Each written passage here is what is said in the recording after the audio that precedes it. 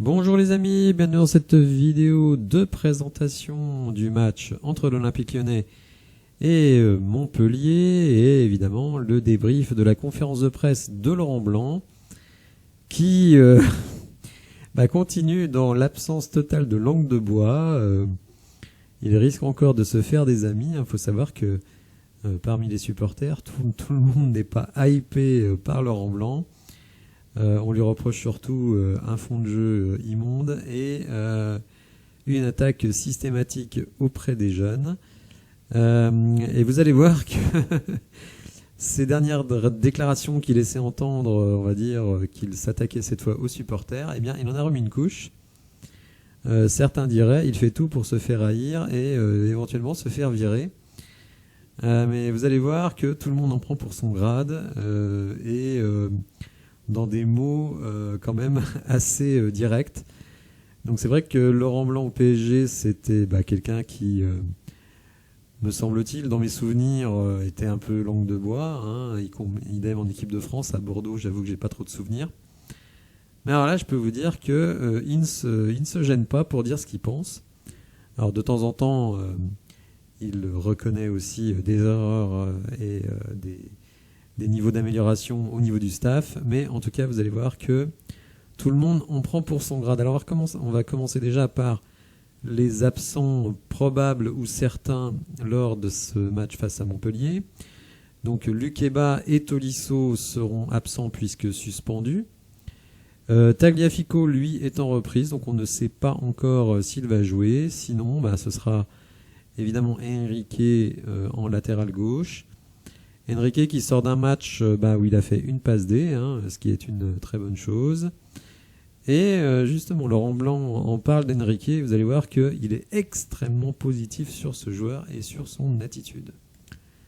Alors Lukeba suspendu, vous en souvenez, il prend un carton rouge, je crois, à la 87e minute à Strasbourg. Et il faut dire que Laurent Blanc n'a pas du tout, mais alors pas du tout apprécié que Lukeba prenne un carton rouge. Il s'est même décrit comme énervé du fait que Lukeba ait pris un rouge, tout en rappelant que, bien évidemment, c'est un jeune joueur et qu'il devra apprendre de cette erreur. Mais croyez-moi, il n'était pas du tout satisfait. Il sait très bien que l'absence de Lukeba limite ses rotations et ses choix au poste de défenseur central, puisque finalement on n'a que le jeune Sarr sur le banc qui n'a jamais joué en équipe 1 en match officiel. Donc évidemment, il se dit une blessure à l'entraînement ou à l'échauffement d'un de mes centraux et on est un peu dans le caca. Bon, en tout cas, voilà, pas du tout content de Lukeba. Il a été à nouveau interrogé sur ce qui posait problème à l'équipe dans le fait de développer un jeu de meilleure qualité. Et là, une nouvelle fois, un coup de rap à la formation lyonnaise. Alors il n'a pas employé le terme formation lyonnaise, mais enfin c'est ce que ça voulait dire. Il dit que les joueurs sont conscients qu'il faut plus de mouvement dans le foot moderne, mais les joueurs de l'OL manquent de cet ADN. Il leur faut comprendre que le jeu a évolué. On demande aux défenseurs d'être meilleurs sur le plan offensif et aux offensifs de se replacer défensivement. Et visiblement, nos joueurs ne savent pas faire ça. Alors c'est vrai, de temps en temps, on voit Lukeba faire des dépassements de fonction pour apporter du danger. Et évidemment, le jeune Barcola qui, lui, fait beaucoup de replis défensifs. Mais sinon, la norme, selon Laurent Blanc, c'est quand même cette difficulté à coller finalement au foot moderne. On a l'impression quand même qu'il dit que la formation des joueurs de l'OL, c'est une formation qui est dépassée. Donc d'une certaine manière, il met un bon coup de rap au centre de formation. Alors sur les défenseurs, il dit que Diomandé, lui aussi, fait beaucoup d'erreurs. Diomandé, c'est un joueur qui est arrivé, on va dire, dans le foot pro à un âge quand même assez avancé. Donc il manque peut-être de repères et de fondamentaux défensifs et de placement, mais par contre il dit Diomandé, il faut se le fader au duel, il est très très fort. Et ça, je crois que c'est quelque chose que Laurent Blanc apprécie, parce que si Diomandé est très fort au duel, il faut dire que celui qui est un peu considéré comme la pépite en défense de notre équipe, eh bien lui il n'est pas très bon au duel, Lukeba, qui on le verra quand je ferai un bilan, puisque je vais faire un bilan des jeunes joueurs, que Lukeba est vraiment en difficulté sur les duels. Et pourtant, bon, il fait 1m84 ou 85, il est jeune, il est assez athlétique, hein, mais il se laisse quand même un petit peu bouffer. Alors les absents, évidemment, font qu'on se pose des questions sur qui va jouer où. Mais Laurent Blanc, beaucoup lui reproche d'ailleurs à Laurent Blanc de ne pas faire jouer les joueurs à leur bon poste. Et lui s'en défend. Il dit de toute façon, pour sortir les joueurs de leur poste préférentiel, il faut des joueurs intelligents, avec une technique et une expérience, mais des joueurs comme ça, on en a peu. Alors là aussi, je pense une déclaration qui doit faire plaisir aux joueurs. Donc selon Laurent Blanc dans l'équipe, il y a peu de joueurs qui ont l'intelligence de jeu pour pouvoir être sortis de leur poste préférentiel. Donc manque d'intelligence et manque de technique. Là encore, comme vous le voyez, Laurent Blanc ne mâche pas ses mots. Alors il s'est agacé, Laurent Blanc, quand un journaliste lui a demandé, puisque Laurent Blanc dit « je ne regarde pas les résultats de nos adversaires potentiels, hein, notamment Lille, Rennes, etc. » Il dit « ça sert à rien, il faut qu'on regarde ce que nous devons faire pour gagner des matchs et pas autre chose ». Donc le journaliste lui dit « oui, mais ça pourrait peut-être, si on voit une de nos équipes concurrentes perdre un match, ça devrait nous donner un surcroît de motivation ». Et là, Laurent Blanc s'est agacé, encore une fois, là c'est une petite mine au journaliste, en disant « mais comment ça, les joueurs, ils auraient besoin d'un supplément de motivation pour gagner un match quand ils entrent sur le terrain ?» Non, non. Donc Laurent Blanc réfute totalement cette situation. Il estime que tout joueur qui rentre sur le terrain pour disputer un match pro devrait avoir une motivation maximale. Aucun autre élément ne devrait apporter cette motivation. Il a également été interrogé sur les résultats un peu décevants de l'OL à domicile. C'est vrai que finalement, depuis la reprise du mois de janvier, je pense qu'on a un bilan qui est supérieur à l'extérieur qu'à domicile, donc ça c'est un peu surprenant. Alors, il commence par évoquer un manque de chance. Alors ça, bon, je trouvais ça un peu ridicule, hein. Un manque de chance, vous pouvez l'avoir sur un match, mais pas sur 10, il faut quand même être sérieux. Et là, boum, il va encore se faire beaucoup d'amis. Je pense que ces déclarations seront reprises sur les réseaux sociaux et que pas mal de supporters vont s'en servir pour lui tirer des boulets. Hein. Finalement, Laurent Blanc tire des boulets. Il va sans doute se les prendre en boomerang et il dit sans doute que l'environnement n'est pas très positif. Hein. C'est ce qu'il avait déjà dit après le match de Strasbourg. Il dit qu'il aimerait bien à Lyon un stade plein et qui encourage son équipe et qu'il constate que finalement ce n'est pas le cas. Alors il dit que par contre quand on va à Strasbourg, à Marseille, on voit un stade plein et qui pousse son équipe. Alors c'était le cas justement contre Marseille où il dit regardez contre Marseille c'était beau de voir ça. Mais en même temps il n'y a rien d'extraordinaire, ça devrait être la norme. Et force est de constater que lui il ne comprend pas. Il ne comprend pas le public lyonnais. Un public donc qui siffle ses joueurs avant le match, qui est très très négatif, même quand les résultats s'améliorent. Bon, j'ai fait une vidéo là-dessus. Alors lui, là pour le coup, il désigne clairement les supporters. Hein. Il n'a pas parlé du vestiaire, de l'entourage du club, etc., etc. Non, il a vraiment pointé du doigt les supporters. Donc je pense aussi que ça va lui amener quelques inimitiés. D'ailleurs, je vous invite, les amis, à aller sur mon onglet communauté pour aller voter, puisque je vous pose la question, est-ce que vous souhaitez pour la saison prochaine que l'on garde Laurent Blanc ou qu'il parte? Vous voyez que pour l'instant il y a 120 votes, ce qui est bien. Et pour le moment vous êtes majoritaire assez nettement à ce que Laurent Blanc reste, tout en précisant dans les commentaires que s'il reste, il faut aussi lui donner ce qu'il demande sur l'effectif, et là on pourra juger de s'il a fait le taf ou pas, et évidemment sur ce point-là je suis tout à fait d'accord. Je voudrais revenir aussi sur un autre petit sondage que j'ai fait sur Romain Fèvre.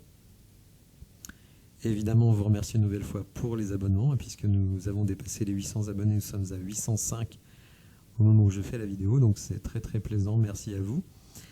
Et donc Romain Fèvre, pareil, j'ai demandé, Romain Fèvre va revenir en fin de saison, fin de prêt, vous préférez lui donner une seconde chance ou le voir transférer. 300 votes quasiment à ce jour, et une légère majorité préfère que Romain Fèvre soit transféré. De toute façon, si Romain Fèvre revient, il sera en concurrence directe avec Ryan Cherki, il ne faut pas se leurrer. Et la question, c'est de savoir, est-ce que Ryan Cherki fera encore partie de l'effectif de l'Olympique Lyonnais à la fin de cet été? Personnellement, je ne miserai pas ma maison sur le sujet. Donc n'hésitez pas à aller voter sur le sondage sur Laurent Blanc. Alors toujours sur la qualité de jeu, qui n'est pas au rendez-vous, et ça je crois que tout le monde peut s'accorder sur le sujet. Autant Laurent Blanc, moi je trouve un très bon travail avec, selon moi, une équipe assez moyenne, notamment au milieu de terrain. C'est surtout le milieu de terrain qui pose problème. Mais il faut dire, le jeu n'est pas attrayant, pas du tout. Mais Laurent Blanc n'a jamais promis un jeu attrayant. Peut-être qu'après un mercato puissant cet été, et je ferai une vidéo bientôt, je vous invite à la suivre, où j'explique les raisons, selon moi, pour lesquelles John Textor doit absolument nettement améliorer l'équipe cet été, et que c'est réellement dans son intérêt, pas seulement celui des supporters, mais c'est dans l'intérêt de John Textor d'améliorer l'équipe. J'expliquerai pourquoi, donc dans une vidéo, je pense, la semaine prochaine. Alors donc, sur la qualité de jeu qui effectivement n'est pas optimale, il dit, Laurent Blanc, les joueurs savent ce que je veux, mais ça prend du temps, car il y a des jeunes joueurs, ça vous savez, c'est sa rengaine habituelle, il est normal qu'ils fassent des erreurs, mais il dit on travaille l'entraînement des choses, les joueurs savent ce que j'attends d'eux, mais pour le moment en tout cas, ils n'arrivent pas forcément à le reproduire en match. Alors il y a quand même un joueur sur lequel il a été très très positif, on peut même dire qu'il avait un peu les yeux de l'amour pour ce joueur, c'est Enrique. Alors je pense que pour le coup, Enrique c'est quelqu'un qui fait l'unanimité, recrue de Juninho, il n'y en a pas eu que des bonnes, mais en tout cas Enrique... Alors, c'est une bonne recrue, on va dire, dans le comportement, le professionnalisme. D'ailleurs, Laurent Blanc le décrit comme quelqu'un de plaisant et de très professionnel. Alors, je n'ai pas regardé la conférence de presse d'Enrique, vous ne m'en voudrez pas, j'espère, mais il paraît qu'il s'exprime, et d'ailleurs on l'entend parfois dans des interviews, dans un français absolument parfait. C'est un joueur qui est là quand même depuis pas si longtemps que ça, donc c'est vraiment magnifique de voir des joueurs comme ça. C'était déjà le cas de Bruno Guimaraes, rappelez-vous. Je crois quand même que ça dénote une intelligence supérieure de la part de ces joueurs, d'être capable d'apprendre la langue aussi rapidement, la parler aussi bien, et surtout une volonté d'intégration. Et je pense qu'à contrario, on peut se dire que les joueurs étrangers qui ne parlent pas français, après être passé 1 an dans un club, c'est que leur faculté d'adaptation n'est peut-être pas très développée. Donc très très positif sur Enrique, dont il estime qu'il est super professionnel, qu'il veut toujours apprendre. Et il termine sa phrase, là encore un coup de rap à l'effectif. Vous aimeriez en avoir plus dans votre groupe, des joueurs comme Enrique en termes d'investissement. Donc vous voyez, on peut là aussi comprendre à contrario qu'il y a pas mal de glandus dans l'équipe. Alors je le dis tout de suite, je ne fais pas du tout la liaison entre ce sujet et le sujet suivant. Ne voyez pas de malice dans la construction de la vidéo, mais simplement c'est le sujet qui a été abordé après. Pas de lien de cause à effet entre la critique précédente et le joueur qu'on va évoquer, évidemment, Ryan Cherki. Donc Laurent Blanc a rappelé que si Ryan Cherki n'a pas joué lors du dernier match, ce n'était pas une sanction, mais c'était pour le faire souffler et pour qu'il soit à 100% sur le plan physique. Selon Laurent Blanc, Ryan Cherki va jouer les 5 derniers matchs, mais il avait besoin de faire une pause, tout simplement parce qu'il dit si Ryan Cherki c'est quelqu'un qui a une technique supérieure, malheureusement sur le plan physique c'est loin d'être le cas. Alors bon, peut-être quand même que le dernier match était une sanction. On notera avec peut-être un peu de vice que juste après que Ryan Cherki ait eu le nombre de titularisations nécessaires pour qu'il soit prolongé d'1 an supplémentaire, le match qui suit, il ne joue pas du tout. Donc il passe de titulaire à ne pas jouer du tout. Est-ce un hasard? Peut-être, mais peut-être pas. En tout cas, Laurent Blanc, voilà, il dit en gros, Ryan Cherki... il a le talent pour faire beaucoup mieux, mais bon, il estime qu'il est limité physiquement, qu'il a du mal à se replacer. Ouais. Alors, est-ce qu'il a du mal à se replacer parce qu'il n'a pas la caisse pour le faire, ou tout simplement c'est de la mauvaise volonté? C'est difficile à dire. On sent quand même que quand il parle de Ryan Cherki et d'Enrique, il n'est pas du tout dans la même attitude. On sent bien que Enrique, c'est le gars qui a zéro talent, mais qui a un professionnalisme hors du commun. Et d'une certaine manière, Ryan Cherki, c'est l'exact opposé, c'est-à-dire un talent fou, mais un professionnalisme embryonnaire. Alors là aussi, il dit encore, voilà, c'est un jeune joueur, il n'a pas encore beaucoup de titularisation, ça fait 3 ans qu'il est dans le groupe pro, mais il n'a pas encore eu l'habitude d'enchaîner les titularisations, donc il faudra être patient avec Ryan Cherki, mais attention, Laurent Blanc dit une chose, et je crois qu'il faut la noter, c'est qu'il a dit « Je ne sais pas ce que veut faire l'Olympique Lyonnais de Ryan Cherki ». Ça, c'est très important. On pourrait dire Ryan Cherki, ça va être un peu un des fondements de l'équipe de la saison prochaine. Donc Laurent Blanc pourrait dire je vais continuer à le titulariser parce que l'année prochaine, voilà, ce sera un peu le pilier de notre milieu de terrain ou de notre attaque, etc. Non, il dit je ne sais pas ce que veut faire l'Olympique Lyonnais de Ryan Cherki. Donc ça peut quand même laisser entendre que, en gros, peut-être que Ryan Cherki il ne sera plus là à la fin de l'été prochain. Le dernier sujet qui a été évoqué en conférence de presse, Anthony Lopez.